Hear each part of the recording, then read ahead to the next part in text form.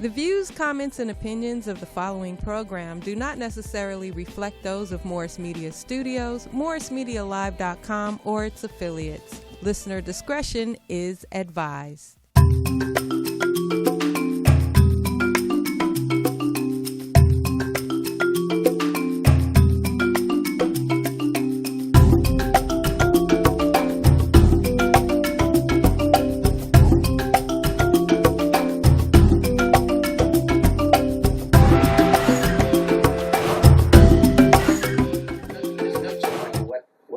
In that gathering, but why that gathering takes place. So we're looking for three things. One, resignation of the three city council members. Two, investigation, because the reason why they met was to discuss gerrymandering.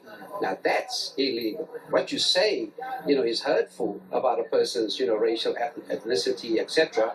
But we want to deal with the investigation, very, very important. Then the third thing also is to see how we need to intentionally, strategically reposition our unity in diversity. That's why we are here. We are multiracial and a multi-religious coalition. So as a black immigrant, I think it's important that we just reposition how we need to continue to build on a unity in diversity that facilitates the humanity and dignity of everybody in Los Angeles. All right, Pastor, thank you so much for joining us. I know that as they finish up their news conference this morning, Good day, good day, good day. Welcome to Faith Without Borders. I'm your host, Pastor Kelvin Sauls. So glad you can join us today as we engage in thought-provoking, progressive, solutions-oriented conversation and dialogue, looking at everything that's going on globally as we seek to mobilize and organize people power to facilitate racial justice and planetary liberation globally. That is both locally here in the United States and around the world. So glad you could join us. As you can see today, we're going to be going a little deeper in the racial scandal that has rocked the Los Angeles City Council, but also the labor movement here in the county of Los Angeles. So today I have some special guests as well as some grassroots leaders on the forefront here in the city and county of Los Angeles. And we're glad to kick off this series, this election series of Faith Without Borders. But we couldn't help but kick it off with what's going down, at City Hall in Los Angeles. Certainly a dark cloud is covering us, right now. But today we're going to see how we can facilitate our conversation that can move us towards accountability, towards the restoration of dignity, but also towards equity, because, the former leader of the Los Angeles County Labor Federation, Ron Herrera, was part of that conversation. So we're going to really look into yes, the social political piece of it, but also the economic piece as to how it has always affected labor, here in the city and county of Los Angeles in general, but in particularly affecting, black workers. And so you and I know that anti-blackness, whether macro or micro, legislative or judicial, public or private, is damaging and destructive, real and ravaging. And we've seen that taking place over the last 36 to 48 hours, in terms of what's been revealed in this leaked audio tape. Nobody, especially our children, should ever be subjected to such discriminatory and dehumanizing comments, especially from public officials in one of the most diverse cities in the United States and indeed the world. And so while an apology is in order, and we received that, from all three city council members, we want to just be clear that forgiveness is not yet in play, for they knew what they were doing. Hence, resignation is the only recourse to such painful and culturally incompetent remarks. We must organize or continue to organize how we respond to this crisis with resignation and investigation, on the impact, of what this conversation could have, in how it could have influenced, the conversation around redistricting, in here in the city of Los Angeles. So here we are. As we're going to go dig deeper, I'm so glad to welcome to the show. Here with me in the studio, Reverend Guillermo Torres, who is with Clergy and Laity United for Equality. He's the program director there. So glad that he is with us. We also have Hapen Im, who is the president and CEO, of FACE. And we'll hear more about, FACE and her very important work, around, how do we deal, with, racial challenges, but not just that, but all of us on this, program today, and many of our allies, we are all about building a multiracial and a multi-religious, people power movement as we seek to unleash the power of love and continue to resist the love for power. Also have Jan Robinson, Flint. She's executive director of the Black Women for Wellness, also in the forefront. And then, my brother, colleague, the Reverend Dr. James Thomas. He's a pastor in San Fernando Valley, where, Council Member Nuri Martinez, she's a council member from that. He's also the president of the NAACP chapter there. Also professor at Cal State Los Angeles. So as you can see, we're gonna get to it all here as we move forward. So welcome everybody. Thank you for taking the time to join us, and let's just continue to dig in. I wanna start with Hapen, Im, because I know your time is short with us. Thank you for that powerful statement that you and several of the organizations, not just in Koreatown, but across Los Angeles. You just happen to be based in Koreatown, but you all work all over the city and county of Los Angeles in terms of the work that you're doing. Release just a powerful statement of condemnation and solidarity, as we move on. As one who is with the blacks, right? And Hapen, we've worked together around, what went down in 1992 in South Los Angeles, and how that connected with what happened with our Korean citizen brothers.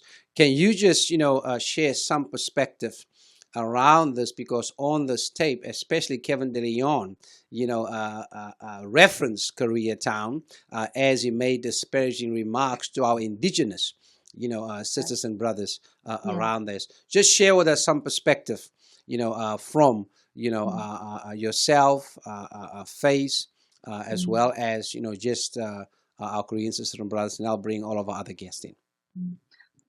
Thank you again for the invitation. Again, my name is Hapen Im. I serve as president of a nonprofit called Faith and Community Empowerment. And we've been around 21 years, and a big motivation for starting and doing the work that we do is twofold. As Christians, we really want to bring the light of God into the broader society by equipping pastors to be impactful in all the services that they already do. The second piece is really our experience from the LA riots, where our community was really depicted in such a negative light, and really pitted our community against so many other communities, particularly Korean and Black community. And on that journey, I have to say that, some of my greatest mentors that have allowed myself and our organization to grow have come from the African American community. And yet there were times when they would make disparaging comments. And in that situation, if I did not have love and appreciation for these leaders, I think that I would have just blown them off as bad people. But because I knew that they were good, and I cared for them, and I cared to stay in fellowship with them, that I really sought answers. And along the way, I came to realize that there were myths that were being told about our community that put us into the category of evil. And so in the subsequent periods, we have really sought to build bridges of understanding. And I am so grateful, whether it's Reverend Kelvin Sauls or Reverend Mark Willock, Dr. Barbara Williams Skinner, Naji Ali, Bishop Almer, so many others have come along to stand in solidarity. And so when I did hear of the tapes and the disparaging remarks about the African American community, about the LGBTQ community, even the Asian community, and the indigenous community, it was just disappointing / appalling / the fact that, again, that we have put trust into our leaders to elect them to do good for all. And yet, so many of these people that make up the city were just thrown aside and to be used and picked on in a way like a bully. And that was something that was, again, not acceptable, revolting, to call someone to look like a monkey. I mean, just ugly. It just are very inappropriate words. And it's something that we do not expect of leaders in our community. Also, as member of the Koreatown Task Force, again, Koreatown is made up of largely Hispanic / Korean community, and is one of the communities that has the highest poverty level, highest density, most part poor, not just locally, but nationally. And so we get very little love from our policymakers. And yet, to see our council president, who I've never seen join in any of our events in the community, and yet she was tossing Koreatown as some commodity or some lapdog that, she was just going to use and abuse for her political favor, was, again, very appalling and as such. So again, at the end of the day, I think that for all of us, it is very easy for us to default into thinking very small and to thinking of just whatever clan that we associate with, whether we're female, male, some ethnic minority, some religious group. I think, again, it is very human to fall into that place. And when we also gain power, and we're leaders in this room, again, it is very easy to default into being lured into that power where we think we're invincible. But, I read this verse that I thought was very appropriate today. It's from Philippians 2:3 that says, "Do nothing out of selfish ambition or vain conceit. Rather, in humility, value the others above yourself."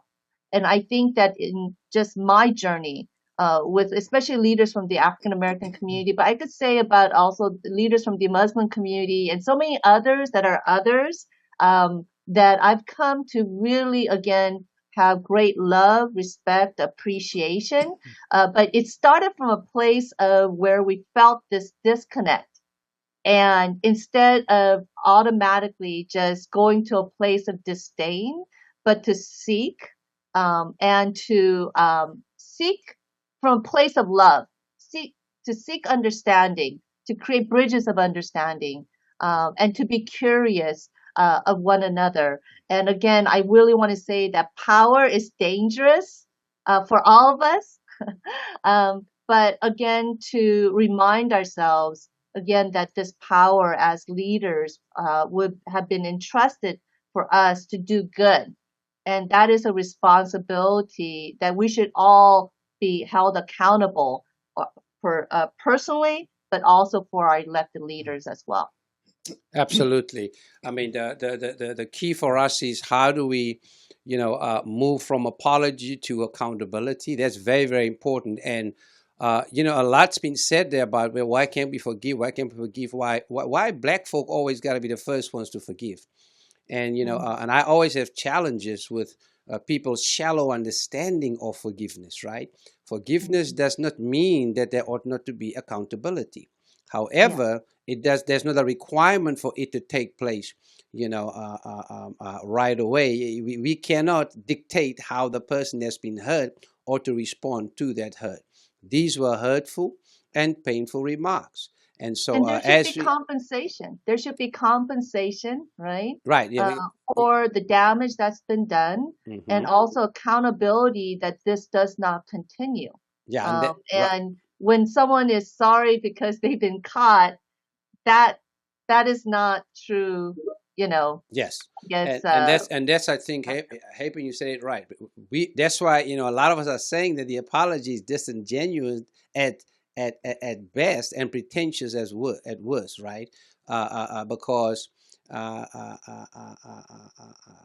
people's response is not for what was said or why the meeting took place, but the fact that they were caught. And so we want to dig a little deeper, into all of that, because in the end, it's not just what was said, right? But really why they met in terms of that. So I want to, bring in Jan, who has been working on the front lines. Her work, of course, emanates out of South LA, but that work is taking place across the city and county of Los Angeles, across the state of California, and indeed around the country and the world. Jan, I know we've been talking, back and forth. I have the privilege of serving, on our political on our action governing plan. board, the That's right, of the Black Women for Wellness. And how do we get here, Jan? And as you respond to that, with a historical overview, also just your response, as a mother, as a Black mother, as a Black woman, as a grandmother, right, of a Black boy. Come on now, somebody. Just share. How do we get here, and just some perspective on, what went down.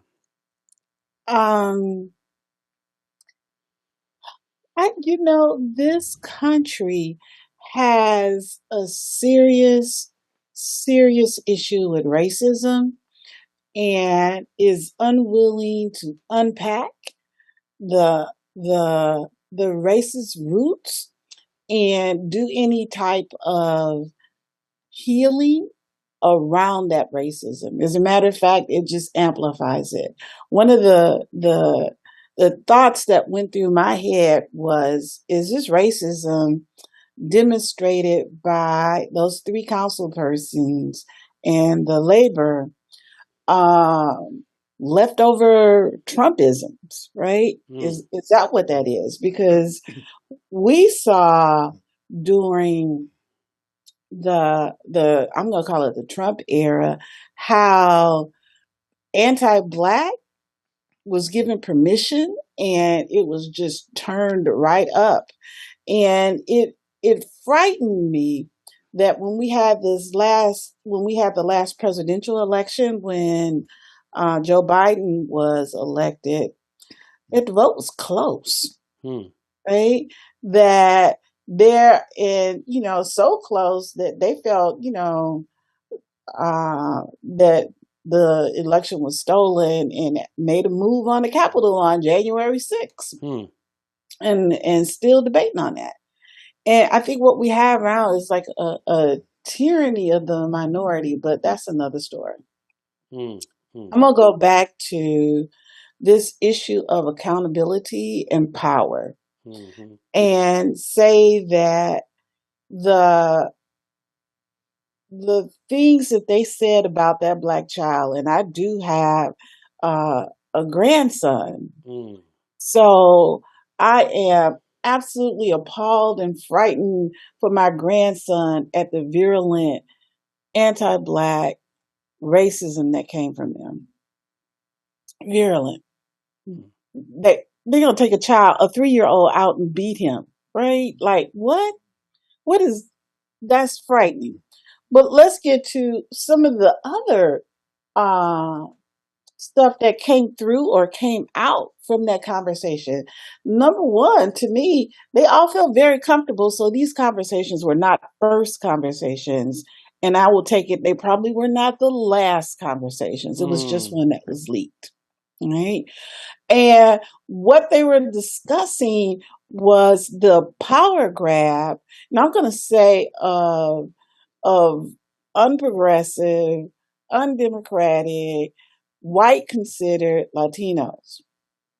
In Los Angeles, Black Women for Wellness Action Project, Black Women for Wellness, many of our organizations work diligently. We work hard at building bridges, creating connection between the multicultural place that Los Angeles is. It's one of the things I enjoy about Los Angeles, that multicultural aspect, not meaning that we blend it all in so it becomes bland, but everyone gets to stand in their culture, in their identity, and be who they are. Well, they were about taking away the power, not only of Black folks in terms of disenfranchising us, but disenfranchising renters, right? Disenfranchising indigenous people. So they were about themselves. Los Angeles is pretty much unaffordable at this point in time. You don't live here already, it's going to be difficult to find a place to live that is reasonably affordable. The average rent for a one-bedroom apartment is $2,000 and up. And they actually talked about, it made me think that they are in the pocket of developers, the way they talked about renters and the way they talked about holding the councilwoman Nathaya, I'm not sure about the first name, Nithya, on the fence. So she couldn't accumulate power to be of assistance to renters and houselessness, right? And that is the issue that she was elected on. And the issue that they are like trying to keep her on the fence so she cannot gain footing on that. So they talked about, and we have to really talk about this, about redistricting.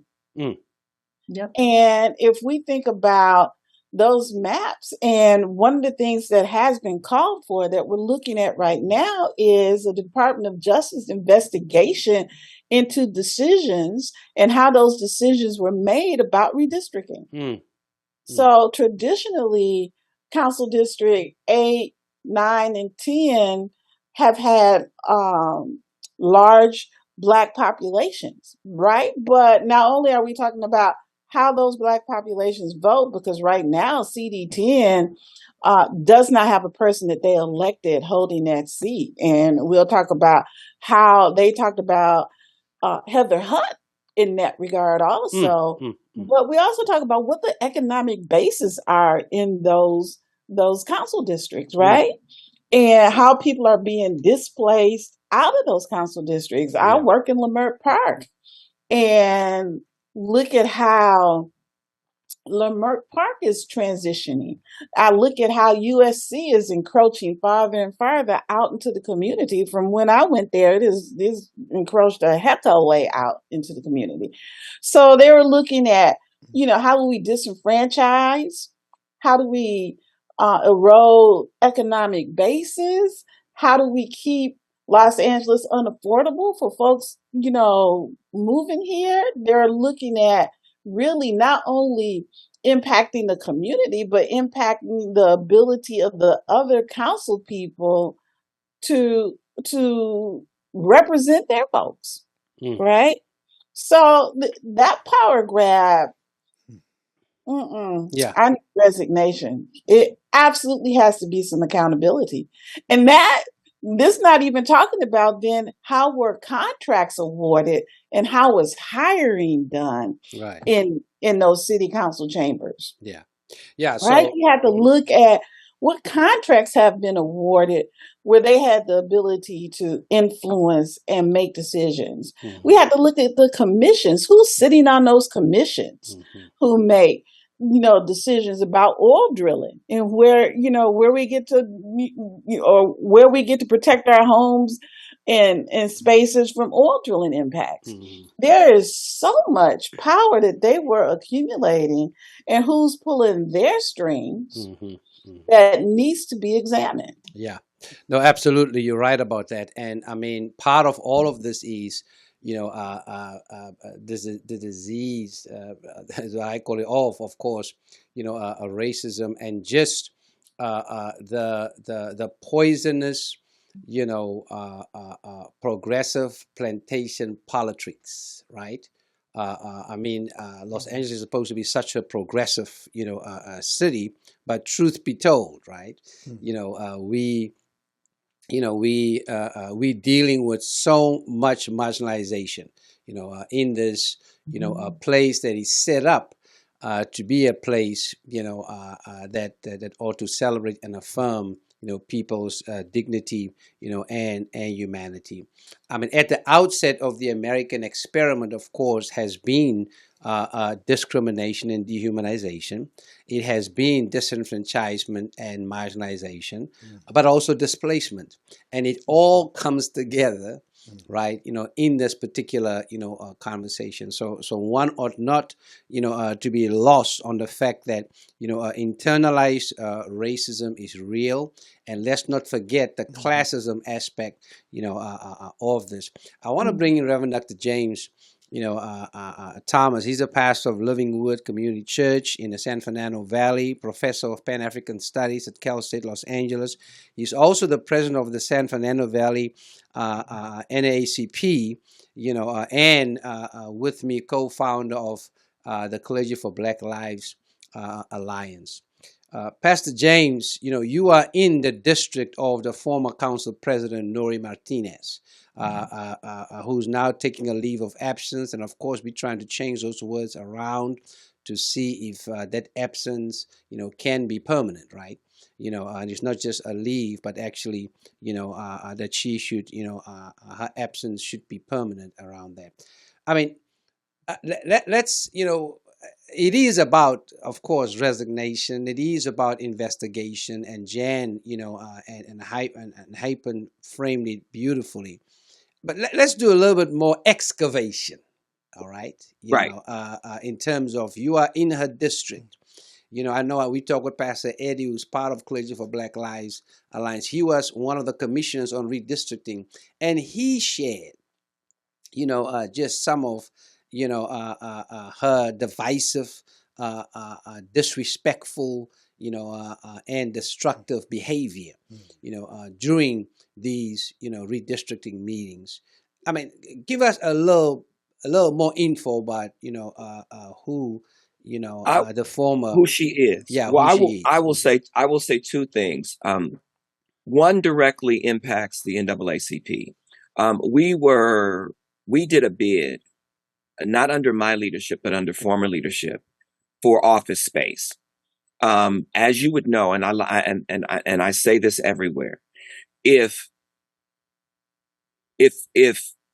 the type of discrimination and racism occurring in LA is 70s level, 1970s level,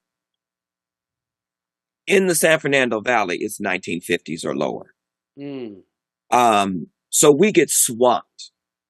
I mean, absolutely swamped. And the San Fernando Valley is an up close and personal example of the success of the conversation that they were having.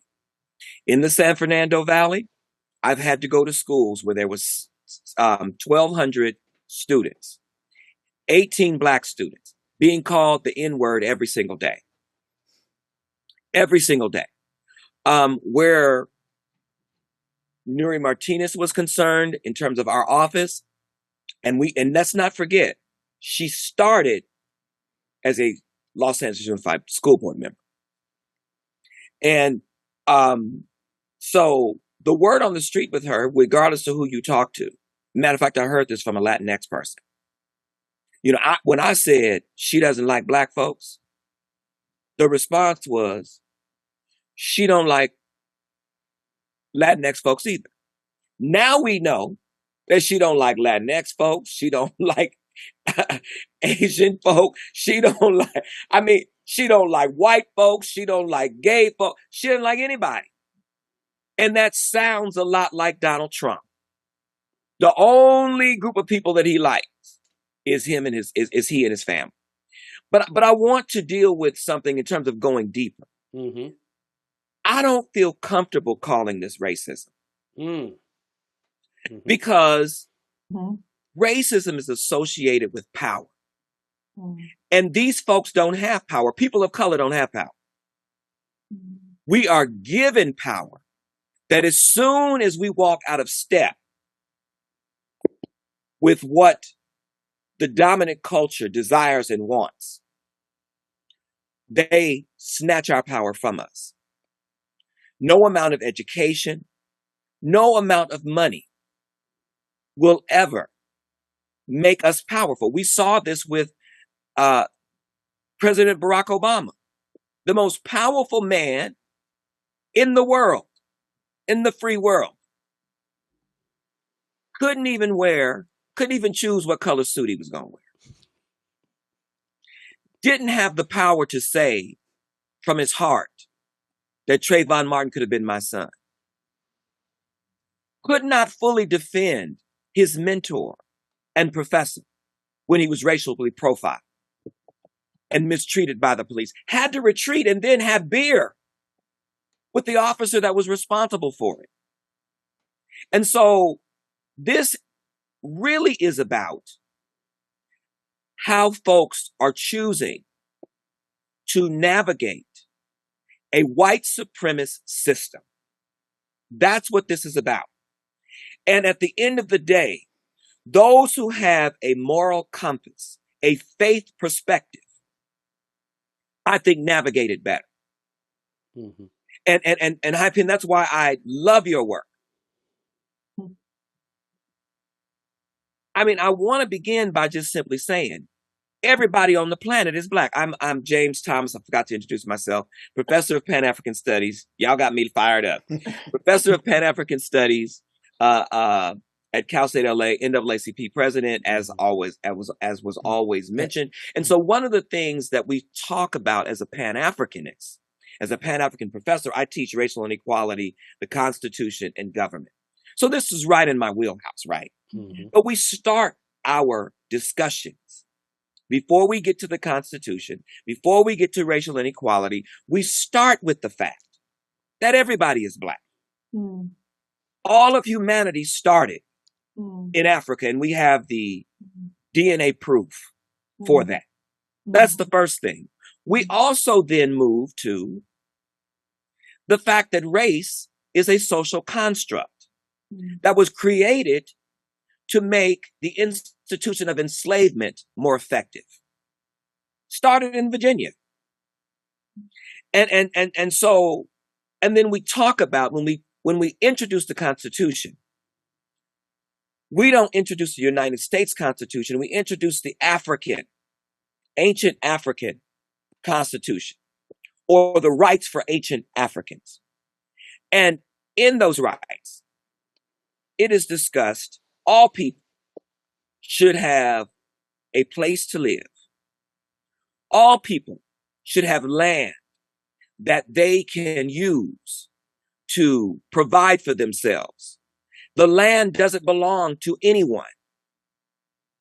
This is where we began. Mm-hmm.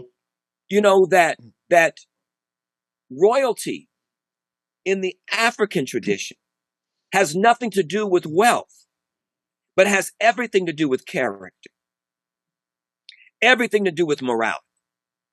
And so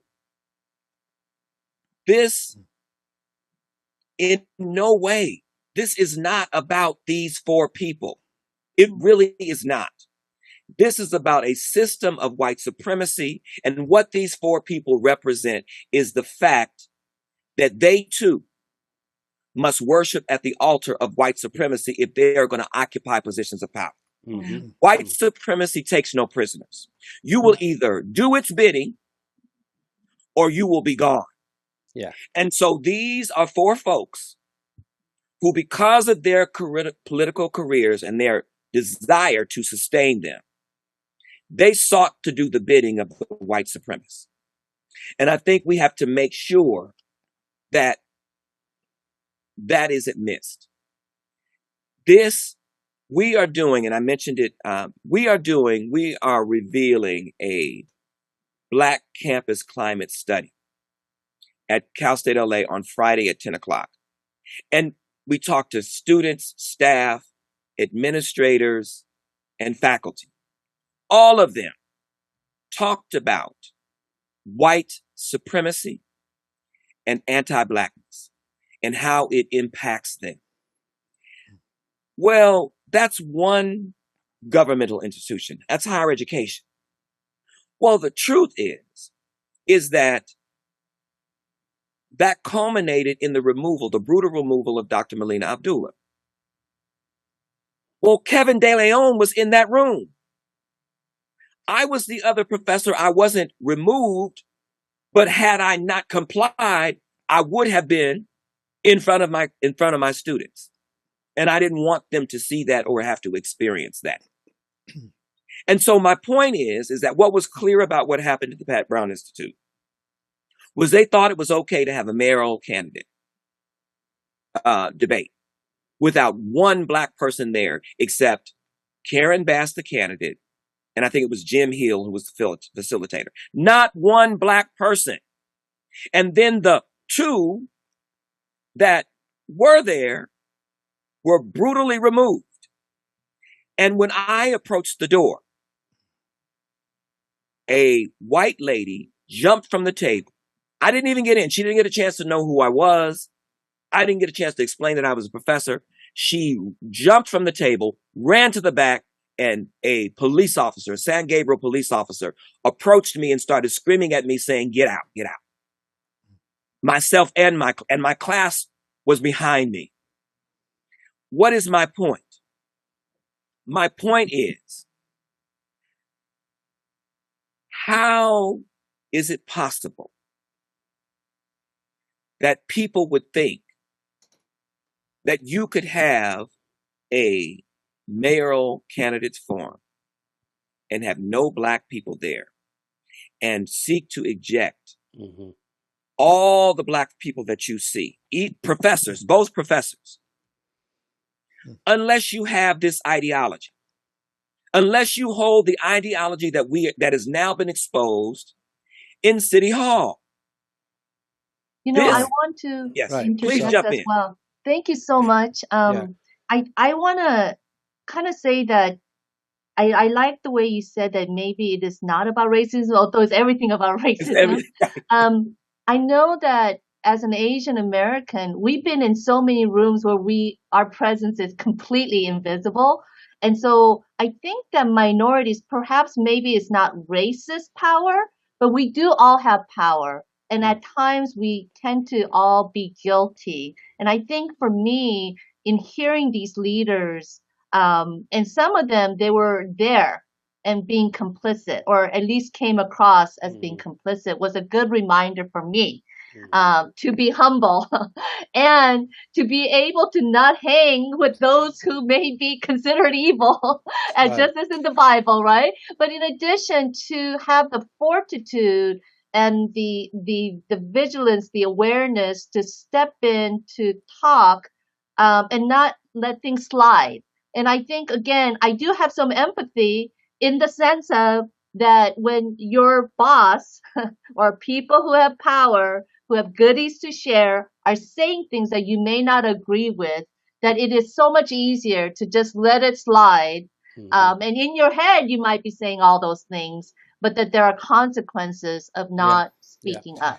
So I do want to put that out there. And you're absolutely correct. And we're seeing that, and I think we're really seeing that. I mean, we've seen that with Clergy for Black Lives. Whenever we are unapologetic, we don't get pushback just from white folks. We get pushback from establishment folks who are tending to the plantation of white folks and white supremacists. Right. And I think Pastor James, I mean, the two of you are absolutely correct. And one has to distinguish between, of course, individual racism, and institutional racism, right? Just like there's individual power and institutional power.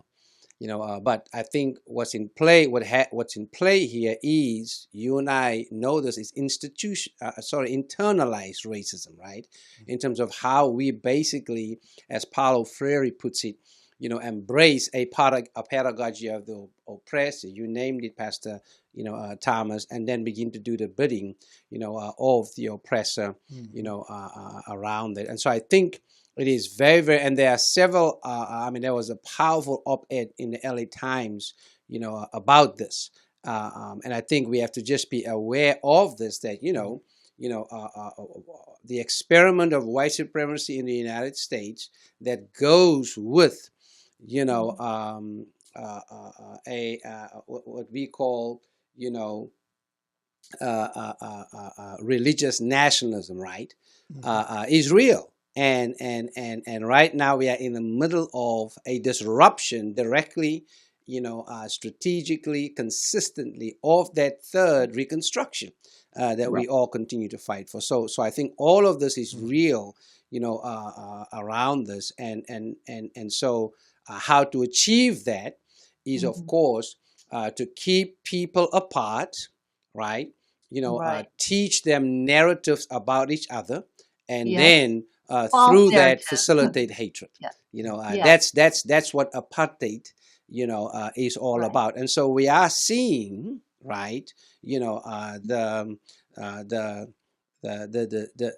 jure introduction again of a form of apartheid, right here in South Africa. And as a South African here in the United States, and a South African, I can certainly attest to that. It's been, de jure, right? No, it's been de facto, but it's more and more there's a push for it to be, a de jure, especially as it comes to voter suppression around I really that. want to emphasize. But let me finish, because I want us to get to, just the narrative being put out there around, the racial divide.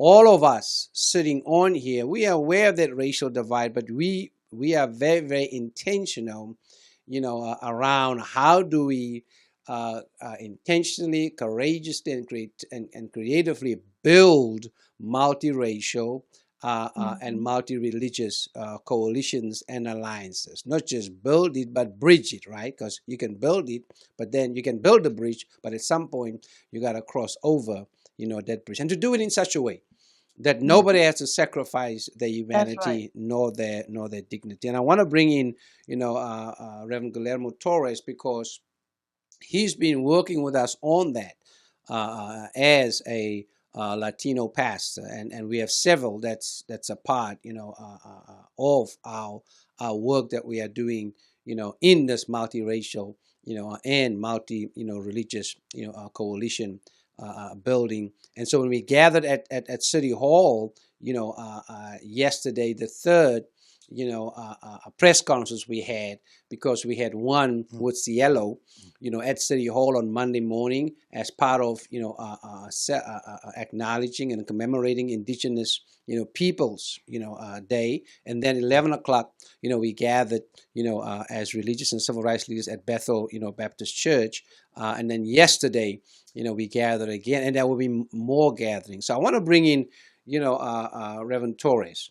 These, of course, are three, Latino leaders, and clearly, they have been conscripted to utilize their power to engage in division, in destruction, and then in deception, of course, around that.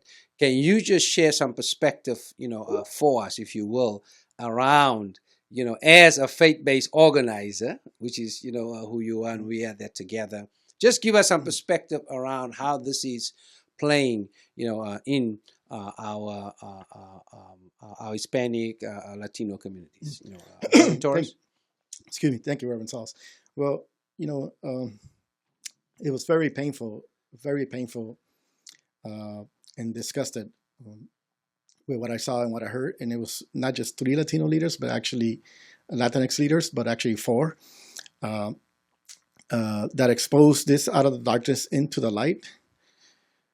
But this has been happening for such a long time. The indifference to the dignity of another communities or other communities, and it's not just in the arena of politics that have been indifference to other communities, but also in the arena of economic justice.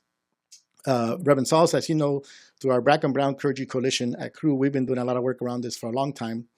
We gone to City Hall. We spoke in truth to power around this. That this has manifested itself for so long. Just to give you some examples, and I always use one of these examples when we used to go to City Hall in council hearings to talk about the construction trades and the jobs in those opportunities. How much when you went through any big construction project around downtown LA, how many Black workers did you actually see there at those construction jobs? It was mostly our community, and these were trade and union jobs. And this component of what happened, this expose of what happened with these actions in this worst expose that even in some of the unions and labor partners, there's that also that that disconnection and that indifference to communities, other communities of color. I'm giving you one example in the construction, which are trade jobs, union jobs that are less than 1% of Black workers are in those construction jobs. We mentioned this to city council members when they were approving these projects to put some language in there. Why didn't they hadn't done that? It speaks also to Pastor James just mentioned Cal State LA, who the president is Latino, Latinx, and most of the leadership there, and the exclusion of Black curriculum and Black leadership in that we went to demand accountability to the president of that Cal State LA a while back. You talk about the homeless community in Skid Row. 80% of our communities, our brothers and sisters in the Black community, how indifferent they've been to that issue, the humanity, the dignity of those living on Skid Row, that where we have so much pain and so much people now living in the streets. That's the indifference. That is that manifestation of what happened the other day that's been going on for so many years. And when we talk about accountability, as some of you have said, and economic justice, we need to examine, we need to hold accountable and be watchful and holding accountable, not only in the realm of government officials, but those who are in power at some of these or positions, whether it be some of these unions, some of these companies, big companies that employ many people. Where are we in the? Where are they with hiring communities of other communities? Where are they? Where do they stand with hiring Black workers and other communities, Asian workers?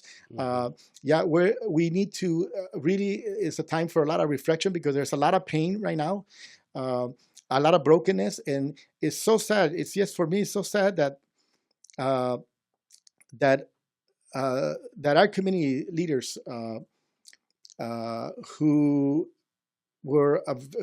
our community who has been a victim, a victim of oppression. That we were in Egypt one time also. We were slaves. We were under the Pharaoh, and now we have become like the Pharaoh to oppress other communities, to exclude other communities, to dishumanize another community. How can we do that?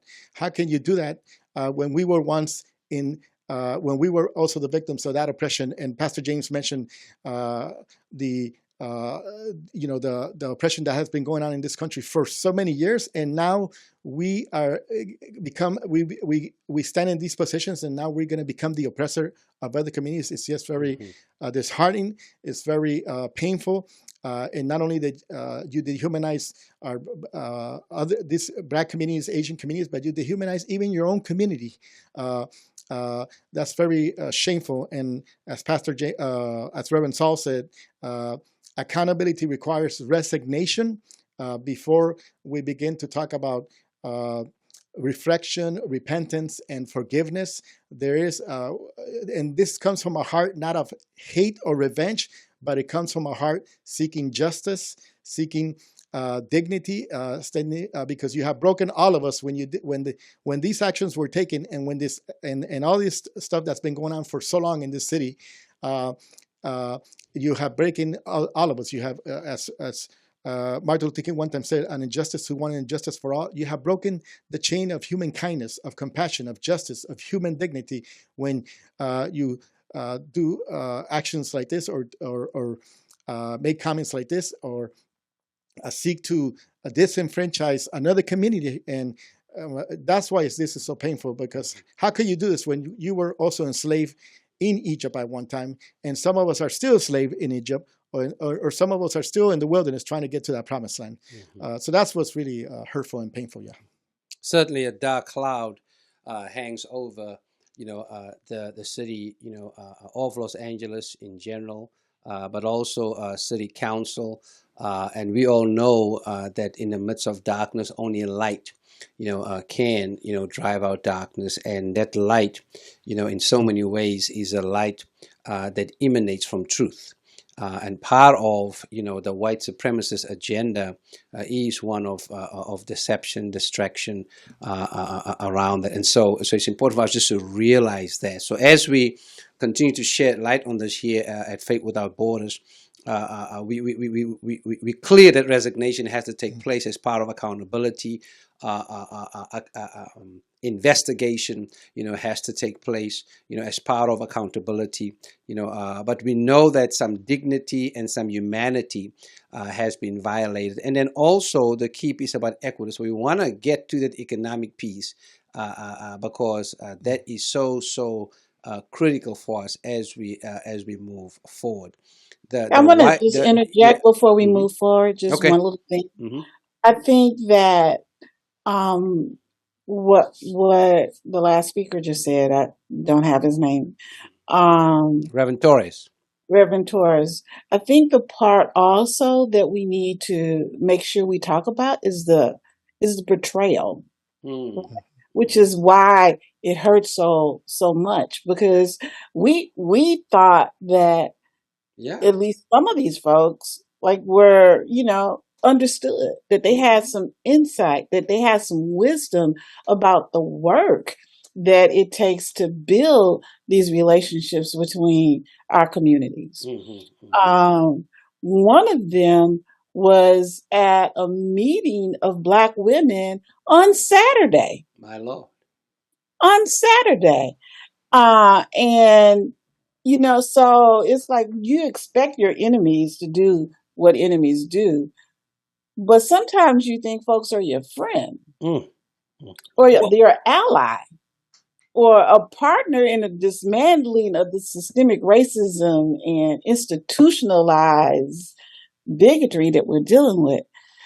And that's not what we thought of them, which makes that hurt, I think, that much sharper, much more painful. Yeah. Let me add to that and make that personal. Absolutely, but Pastor James, before you go, I want us to transition to investigation, because what folks say can be painful and hurtful, but this investigation, I think, we want to amplify that, because that will really deal with why they met and what occurred around the gerrymandering. Jen touched on it some. So as you share around that, if you can share that, but I need you to connect it with why this investigation that we are calling, that the state attorney general, has to launch yesterday, in terms of what's been going on because of these, maps, redistricting and just how that whole process is set up here in the city of Los Angeles. So if you can connect those two, I would appreciate it.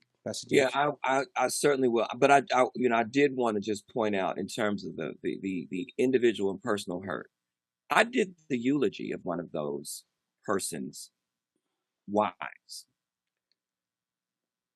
almost 30 years ago. So imagine, I went through the pain of that loss. I struggled for the words to speak at the memorial service. And then this. Right. And so I just had to, this runs deep. Right. Yeah, indeed. And so I just had to mention that. Now, when we talk about, the first thing that came to my mind, even in terms of an investigation, is, will this be them investigating themselves? How do we know?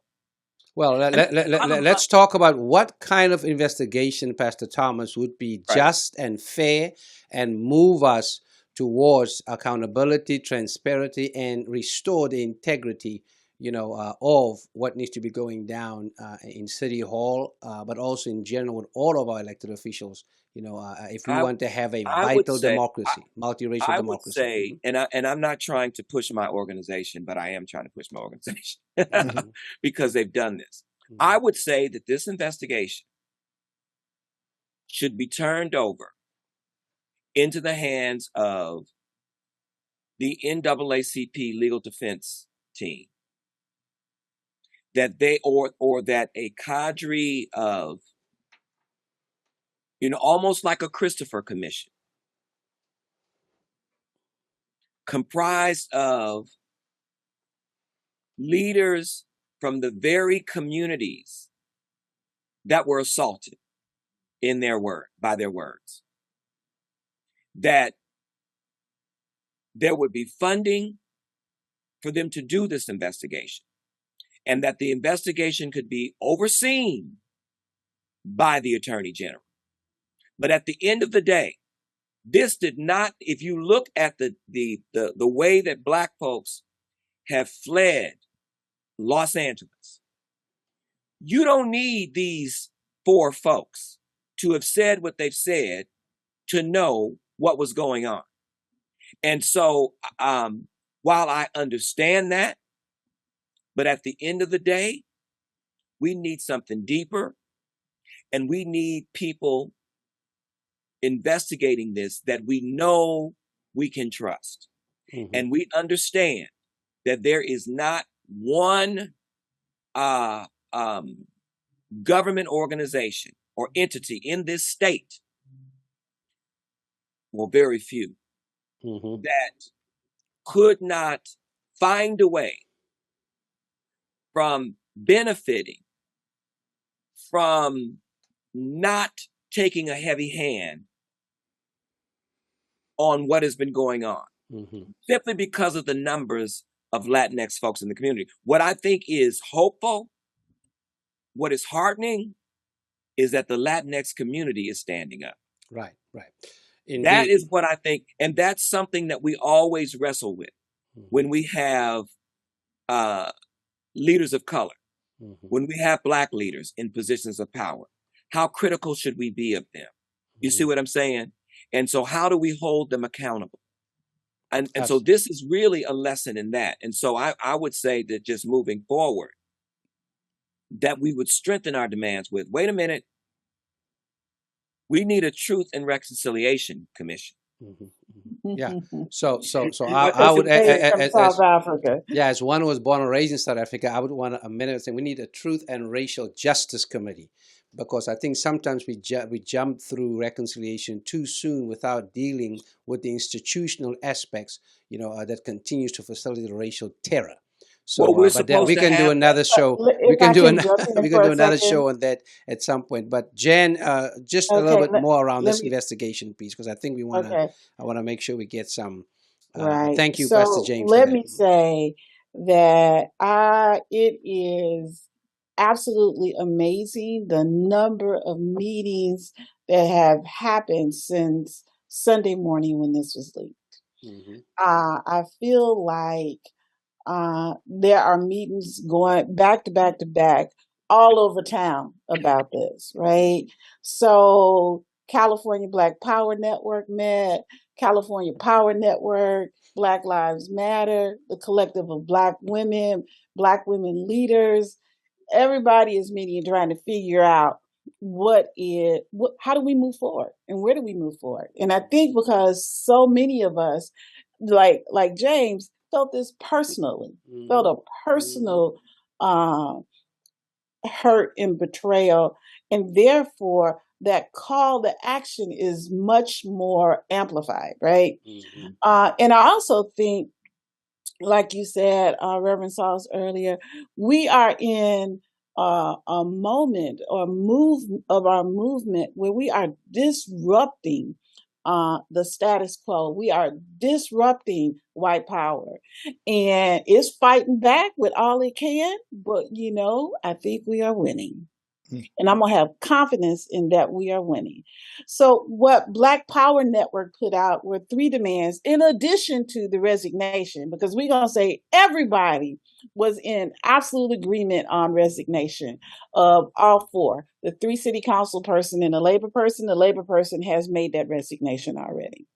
So the 3, a full investigation by the Department of Justice, how race played a role in the 2021 City of Los Angeles redistricting process.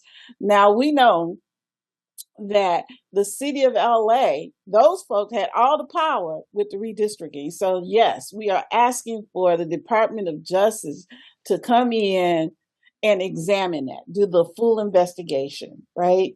And any voter suppression tactics that may have occurred in the process. And if the conduct is found to be unlawful, the demand is to redraw the political lines in the city of Los Angeles. So that's a big demand right there, right?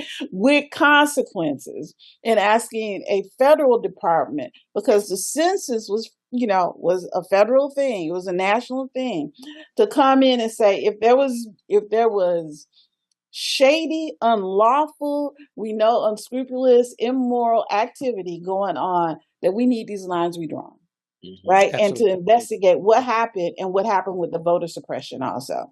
Yeah. The second thing, an immediate introduction of a city ordinance to create an independent redistricting commission for the city of Los Angeles. Right. So to take that power away from city council, because what the power is with redistricting is we actually put it in the hands of the politicians Right. to draw their own map. Right. It's like, I'm going to draw this map because this is where I live and these people like me. You Right. draw your map, and it doesn't have to make sense. It doesn't have to be, connected neighborhoods or So to have an independent commission where politicians are not drawing their own maps. Right. Mm-hmm. So, and then a full investigation into any other actions that may have been taken by city council members that may have been driven by racial animus. City hiring, we already talked about contracting, what commissions they sit on, and what ordinances they pushed or suppressed on those commissions. So those are other demands that are on the table. Mm-hmm. Yeah. And then my question also is, this is Jan, who can fire them if they refuse to resign? Right. Because they need to be fired if they refuse to resign. And the longer this goes on, that the more I think they believe, okay, they're going to let it go, because then that news cycle we in is so short, and then memories get real short. And then it's like, okay, they're blown over. Let's get back to work. No. Who can fire them if they continue to refuse to resign at this point? And I think it needs to be done.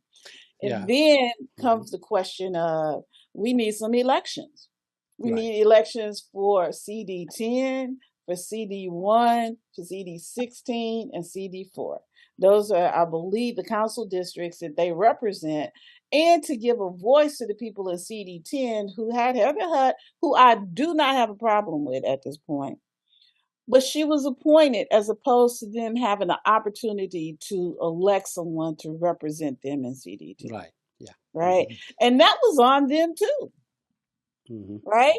Because they're the ones who suspended Mark Ridley Thomas. Now, Mark Ridley Thomas did his, what he did. Mm-hmm. Right. That caused him to be in that position. But the people, the community of CD10 deserve to have a say in their representation. Yes, absolutely. I mean, you laid out several things. I know yesterday when we were at City Hall, for City Council to replace or for folk to be let go, City Council members, there has to be an amendment, I believe, in the city charter for that to take place. So you mentioned that, Jan. So we've researched that, and that's kind of what needs to happen.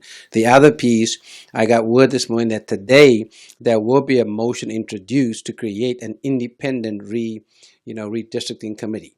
that is independent from elected officials. So that's going down, today. But who will be? But the question is, no. Well, let me just say this. We can talk about that. I think at some point, but I think right now, again, as we gather, Pastor, Thomas, as part of, our Black, leaders group, where we have, all of our leaders there, that call that we had on Monday evening. I think that's where we can hash out, the details around, how the what should take place, but I think, just to make sure we put forth the what, I think is very, very important. And then, as Dr. Abdullah, Akili, and them convene us there, we can then go deep, in these particular areas. I don't want us to miss the point around equity and the economic injustice that continues to go on in Los Angeles, which I am convinced is on track to become one of the most unequal cities, in the United States, just because, of that conversation. You had labor at the table, and we know what has happened, with Black labor in, Los Angeles, to go on, right? So I think that's a piece, to deal with. Clearly, the rent is too damn high in the city and county of Los Angeles. Yes, I did say damn.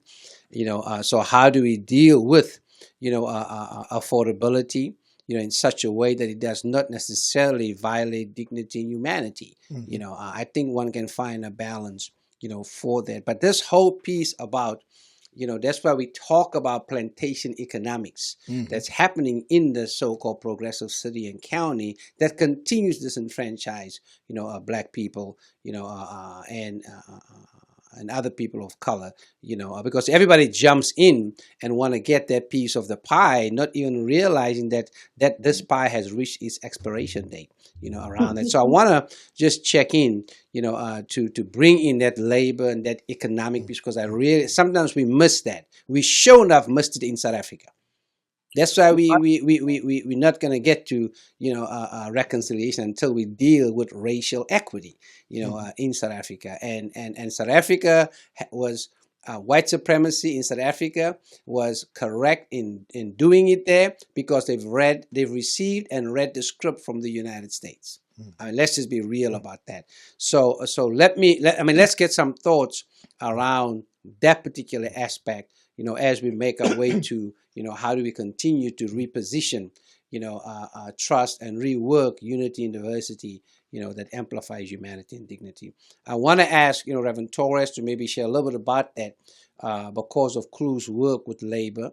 And then, of course, bring in, I hope Hapen is still with us, but also to bring in then, Reverend Thomas, and Jan. But let's deal with this, this labor piece, that's very much, unjust, and discriminatory, towards Blacks in the city and county. I know you have worked on that. We've together worked on that, to deal just with, this deep sense, of marginalization when it comes to labor, and therefore income, and therefore economics. Yes, thank Ramsal. Yeah, it's. I think we talked about the construction, the invisibility of Black workers there. These are good paying jobs, trade jobs. We have we've spoken to Herb Wilson one time's office. We went a coalition of Asian, Latinos, Black, Jewish, to speak about that. Then the Black Worker Center went to speak to them about that, about this issue. That's just the construction in the hospitality industry. I worked a lot with Pastor Donald, who was the vice president of inclusion there for Unite Here at the national level, regarding workers in hotels and staple centers, places of hospitality and events. One example I give you: when they rebuild the what was formerly known as the Wilshire Grand Hotel, which is now the Intercontinental Hotel, the most luxury hotel in downtown LA. when they rehire workers and they had to hire new workers, they were supposed to hire 15% of the workers supposed to be African Americans. Out of 800 workers that they hire, they only hire 15 African Americans, less than 3%. And that's what we talked to Weston about. And that union is one of the only unions unite here. So I want to give them credit that they had that inclusivity in their contracts about hiring Black workers and other communities of colors that are oppressed when it comes to hiring and the hiring bias that exists, right?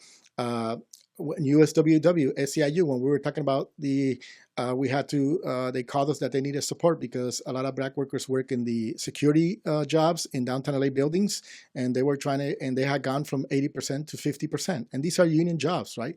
So there's a lot of good union people out there. There's a lot of good union leaders, right? But I think we need to have the discussion once that new elected County Federation of Labor person gets replaces Sally Ron Herrera, who had to resign because of his part of this equation of this events and these actions. That we as religious leaders and community leaders should have a meeting with labor, right? And should have a meeting not just with the president of the County Federation, but also to talk to other union leaders who are running some of these unions to see to give us the database about the workers that are part of these jobs, whether in the hospitality industry, construction industries, healthcare industries, city jobs that are union jobs, right? And many other industries, truck drivers.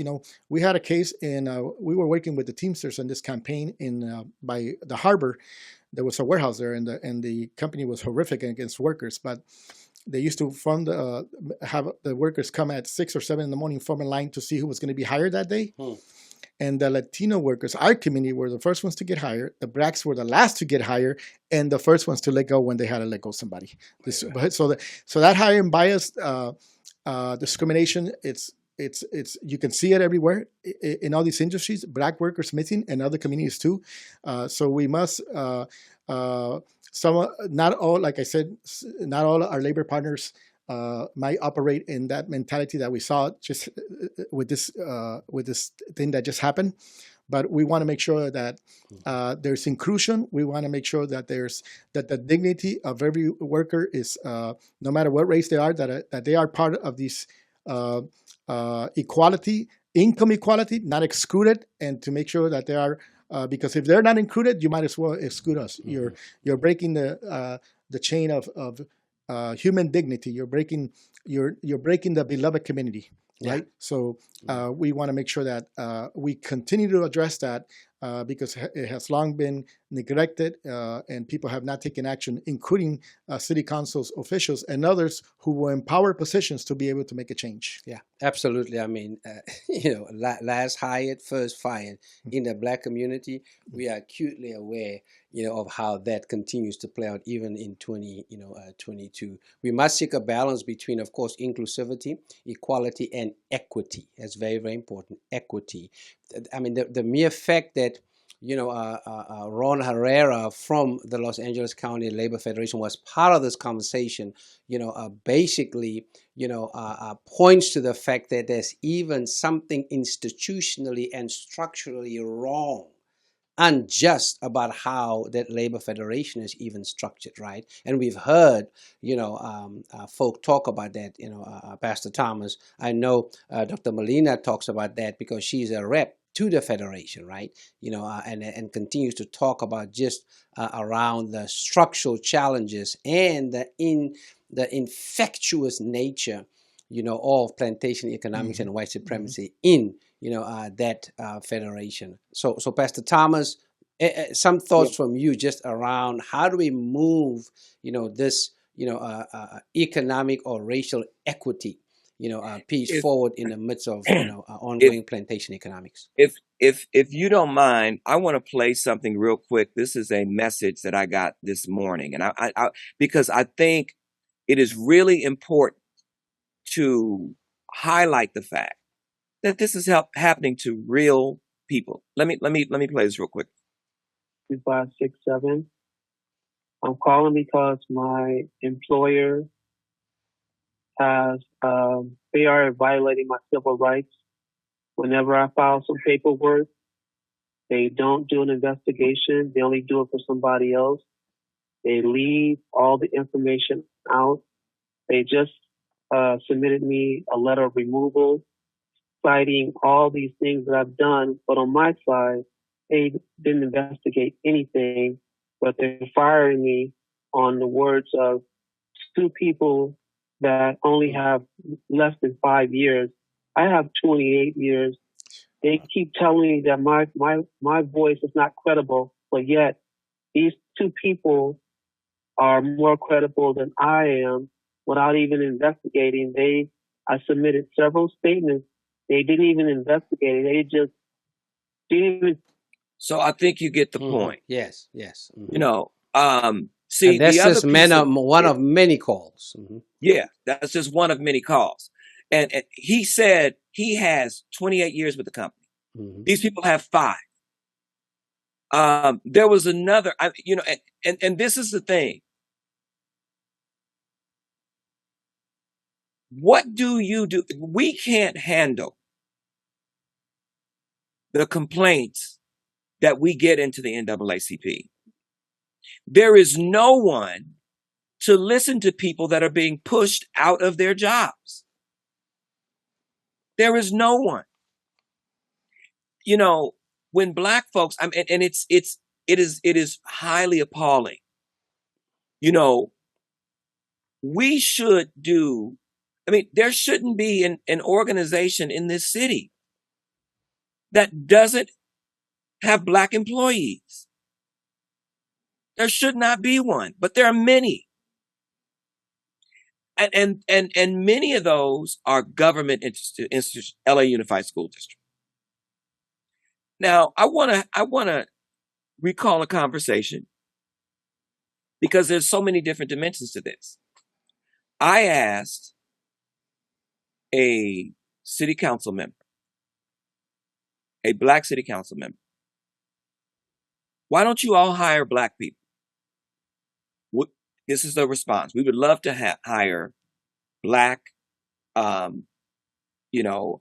experienced, and I'm paraphrasing, and gifted people. We would love to do that. However, they won't work for us because they don't want to deal with the nonsense. And I'm saying, then stop the nonsense. What is the point? And this is what happens. We can't even depend on our own people to hire us. This is a problem, you all. So there's so many different dimensions. When we start, if we were to begin to hire our own people, many of us are afraid of the scrutiny that will come along with it. And so the first thing that we seek to do is to make sure that we reflect the diversity in this city. And that's great. But it's also often to the detriment of people who are desperate to make a living. The only Black community that is growing in this city is Skid Row. Every other place where you have Black people, there is flight. And so when we talk about economics, we can't just talk about, we have to also say, we have to stop the firing of Black people without cause. We have to put some teeth. I mean, they will always say, I filed an EEOC complaint. Well, what does that mean? I need a lawyer, but you got to be able to pay for a lawyer. These are problems. I mean, it is so pervasive is that maybe there needs to be a public defender's office to deal solely with racial discrimination that impacts someone economically.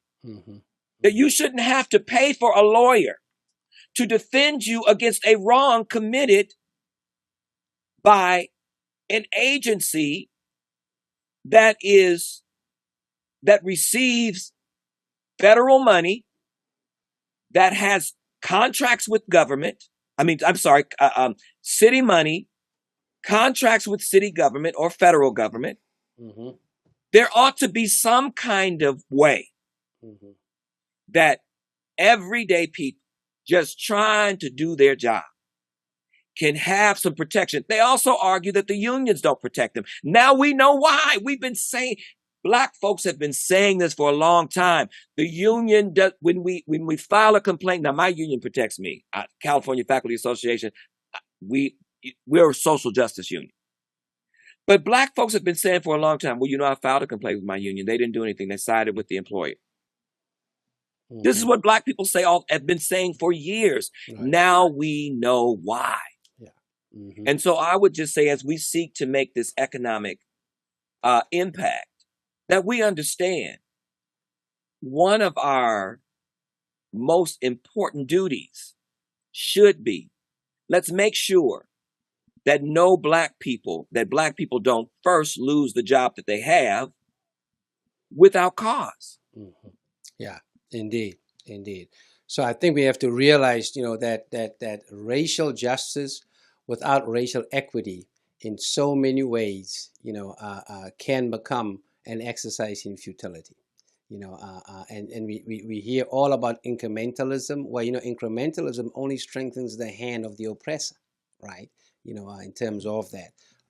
As we move to closure, I want us just to talk about, there's this narrative out there, about, racial tension and division, that's happening. The four of us, and Jan had to run, who are still on here, we are deeply involved, in really, fighting against the apartheid,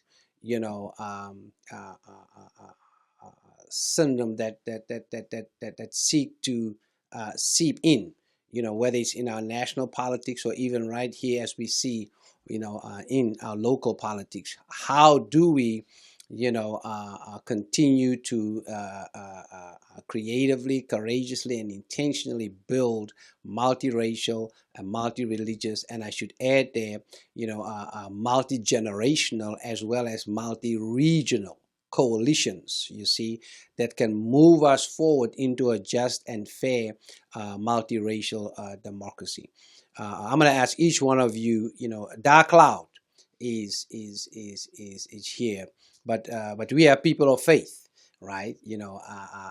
We can always face the rising sun in terms of how we need to move forward, be and become the light that leads towards, a liberation, for everyone, beginning, with the least of these. So just your thoughts around how do we leverage this pain that we are feeling, leverage it into a path for new possibilities, as we continue to strengthen and expand our radical solidarity. I'm going to ask Hapen to go first, and then, Pastor Torres, and then we'll get to Pastor James. Hapen? Yeah, so I've already seen this whenever there are incidents of pain, that we all have a choice whether we take that pain and become more resentful and bitter, or we use that as an opportunity again to build bridges. And I've already seen whether it was Mr. Tommy Lee, who recently passed, got killed, business over a wig, and all these different leaders, multi-ethnic leaders came, including Nadia Lee, calling me to say, hey, not enough people are giving attention to this. Let's host a press conference. And so that, to even this situation, again, even for me, is kind of a wake-up call to do better, right? Again, to fight any of our human default, to go to a place where we make ourselves small, and look upon things with scarcity instead of the abundance that we can create together. And so again, to recognize that we are all of God's children and that there is a pathway, that we need to seek a pathway where we can together, all of us, can win bigger, and to hold on to that truth and to seek wisdom along the way. I know that I have been a beneficiary of the friendships and the bridges that have built across so many different communities. I think some of the biggest wins as an organization have come really from invitations from those outside my own community, whether it's ethnicity, gender, or even religion. And so I think that if we could do that, to remind ourselves and to hold our leaders accountable for the power that they have. Power, I think, I know we talk about white supremacy, and that's perhaps the system that's been created, but whoever has power, regardless of what color that person is, they are susceptible to power and all the challenges that come with it. And so that we need to create a system that will hold them accountable, but also ourselves accountable as well. Thank you. All right, Reverend Torres, your thoughts around how do we continue to just build and bridge, towards unity in diversity while amplifying dignity and humanity? Yeah, I think, this has been very painful and very hurtful and damaging, but it has not damaged the love, unconditional love that powers love over hate, powers light over darkness, and that our communities will continue to walk together. We'll continue to amplify those voices together, not speak for each other, but amplify the voices together, each with their own experience, to continue to make sure to speak that prophetic voice to hold people accountable, to continue to come together to work on issues that affect all our communities. That resolve is not taken away by what has happened, even though it's been horrific and painful and a betrayal of our of trust. But we will continue to lift the dignity, as Reverend Hapen said, the dignity, the worth, the human worth that every person was created in the image of God. That we, for those who, and even in my communities, when there's that kind of language or that kind of expressions in private conversations, that we make sure that we shut that conversation down right away in a loving, in a correctional way, right? To make, continue to educate people, continue to challenge peoples who have whether conscious or unconscious bias, racial discrimination, evil, right?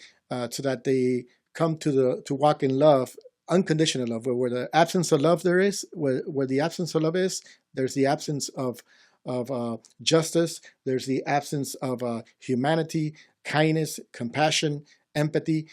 So remind people to walk in love all the time, but come together,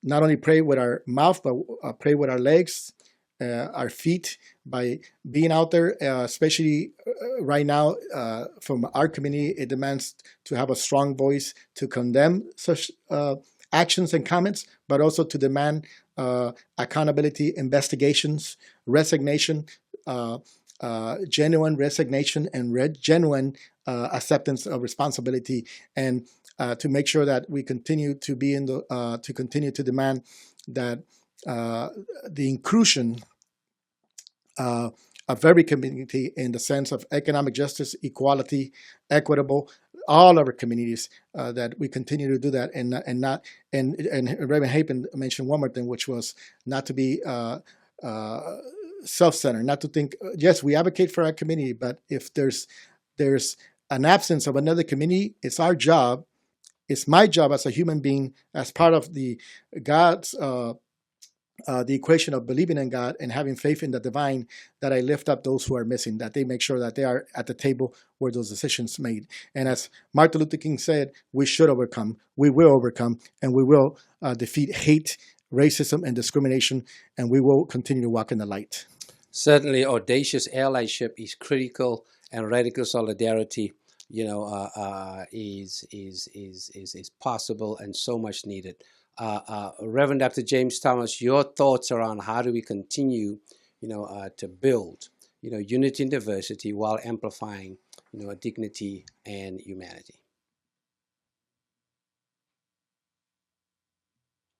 Is Reverend Thomas still there? Yes, I'm here. I was muted. All right. Okay. Nobody can mute you, so you unmute. Hallelujah. They tried. They certainly tried. Just your thoughts as we close out. I would say I'm thinking about a couple of things. I'm thinking about kind of the process of how this came out. In terms of this came out on Indigenous Peoples Day.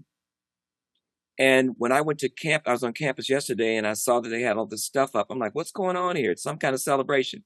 Well, it was, I think, the LGBT awareness day or something. I don't know what it was happening at Cal State LA. But what I'm saying is that these are also two groups that were attacked. Right. In the midst of us trying to decide and pushing for reparations. I don't think we can talk about economic equity until Black folks get reparations. And I think that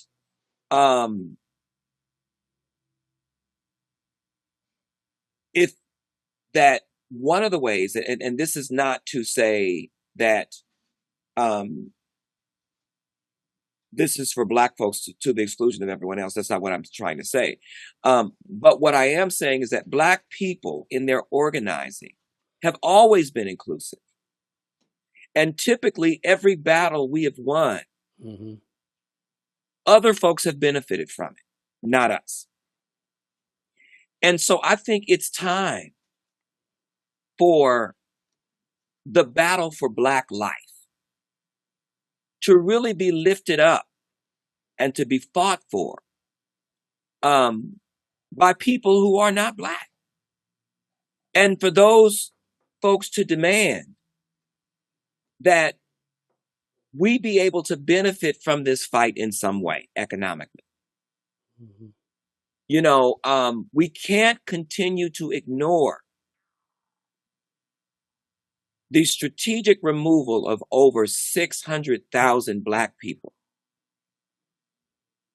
and the implications of that. And we know why they've left, because they could not afford to live here. And so if we're not talking about reparations, there is a fight right as we speak for reparations. There is a new something for civil rights that has been funded by the city of LA. And I heard the speaker, he's a passionate speaker, a gifted speaker. He talked about being committed to rooting out racism within the city government.